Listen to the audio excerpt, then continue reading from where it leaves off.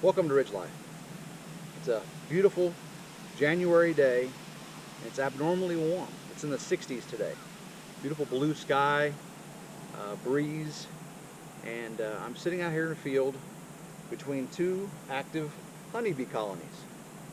Now, honeybees become active about 55 degrees Fahrenheit. I mentioned earlier it's in the 60s. So these bees are flying. They've been cooped up in their hives for many days because it's been below 55 degrees, and now they're out and about. Probably would say it's kind of foolish of me to be out here, right? The funny thing is I'm allergic to bees, and I've got 100 of them flying on me on this side and a couple hundred flying on this side, and there are probably 20,000 bees in that box and 30,000 bees in that box, and you're like 50,000 bees on either side of me, just over an arm's length away, and I'm allergic. You're saying that's foolish. It kind of goes along with today's lessons from the Ridge.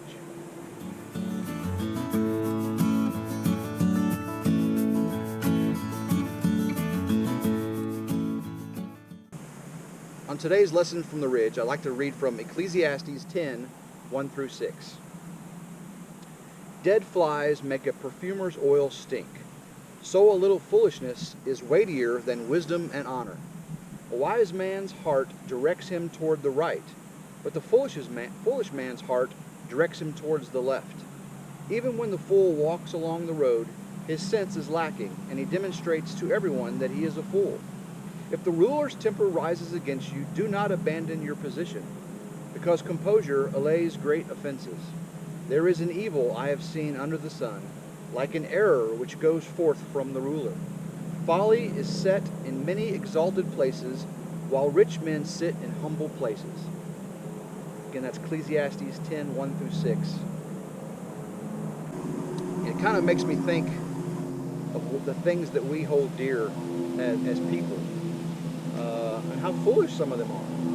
You know, we're all trying to compete for, the biggest house, or the best job, or the nicest car, or the prettiest wife, or the kids with the most success. And sure, those are all very good things to strive for, but to hold them dear and valuable as opposed to God's creations. The gifts and the blessings He's bestowed upon you, and to hold those dear first before the things of man, because those things aren't I wouldn't say they're not blessed by God, but they're not graces of God. So the foolishness of sitting out here between two collies and bees when you're allergic is kind of a misnomer in this situation. A wise man understands his surroundings. He understands what God has given him, and he values it. He takes it to heart. I've been working with these bees now for a couple years, and when I first started, I did things that were very foolish. I've been stung 12 times probably on different occasions. So in our verse here, it says, "Dead flies make a perfumer's oil stink. So a little foolishness is weightier than wisdom and honor." So all the wisdom in the world we have can be thrown away by that one act of foolishness. The drinking of alcohol to excess, the use of drugs. I mean, we're wiser than that, yet one night of getting behind the wheel while intoxicated can ruin your life and those around you. It's just an ounce of foolishness. The verse says, "A wise man's heart directs him towards the right, but the foolish man's towards the left." And that's so true, because the heart's a wicked thing, and when we follow our heart, it can take us directly into the swarm of bees.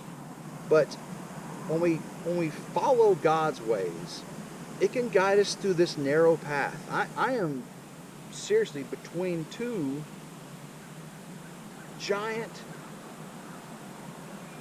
death boxes, To me, if I was to take that lid off and stick my hands down there and shake them, I would die. It would be 50,000 bees on either side of me. I would die.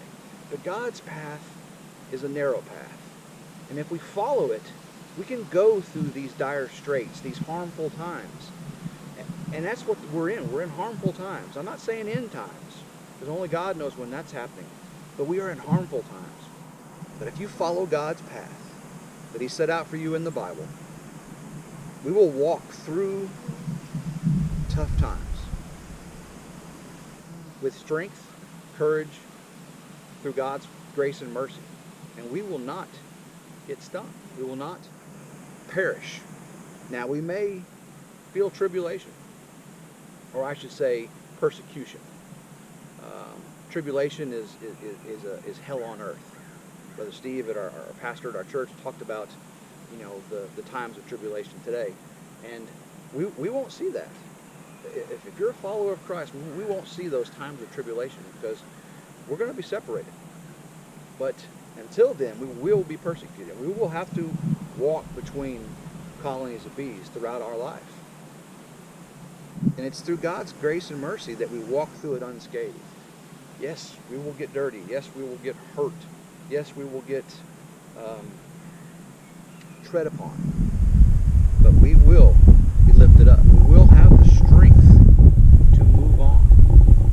The wind may blow, and tragedy may happen in our lives, but it's through this storm we will again show our strength, our light that has been given us. It's a gift of mercy that we've been given, that allows us to shine light upon the world to show that we are followers of Christ.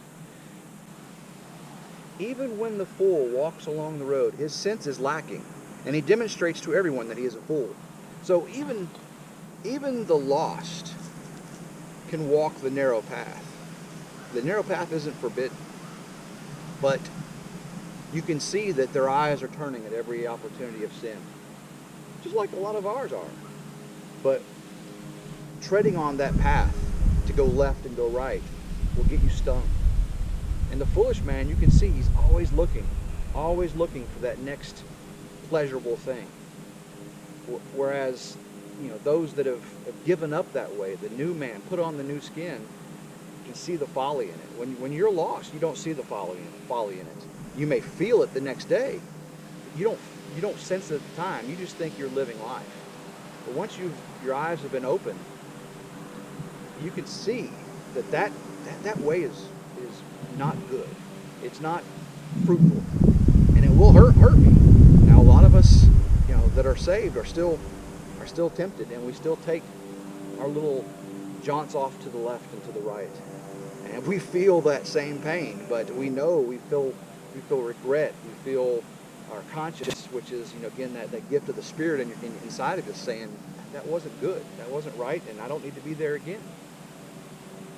The verse also says, "There is an evil I have seen under the sun, like an error which goes forth from the ruler. Folly is set in many exalted places, while rich men sit in humble places."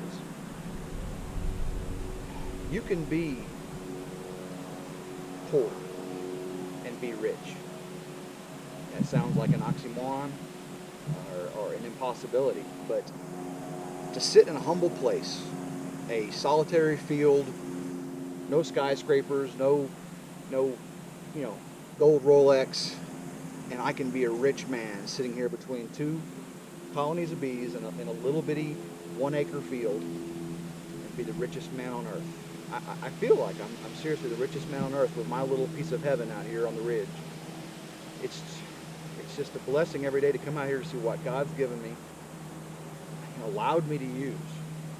This is truly God's country, and I thank Him every day for letting me partake of it while I'm here on this earth. Because, for man to say any of this is ours, it's going to be here, long after we're gone. It was here long before we got here. So again, I just thank Him so much. So, and there are so many, rich people that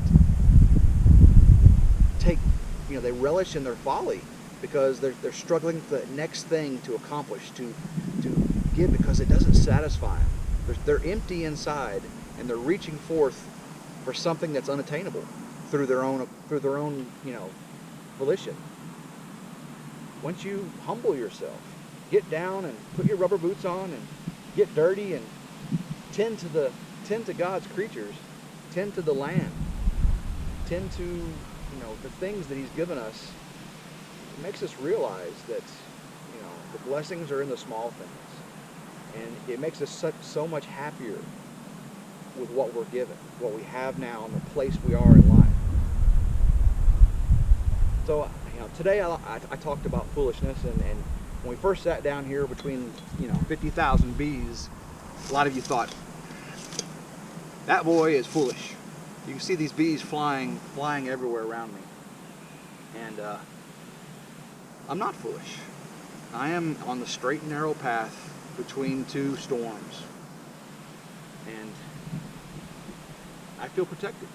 I feel a hedge of protection around me that is being the gift of my Lord and Savior Jesus Christ. So I hope someone is taken away a little bit from this lesson on the ridge today, other than just Tim's a crazy person and just between bees. But there is more to it, and I hope some of you have taken that.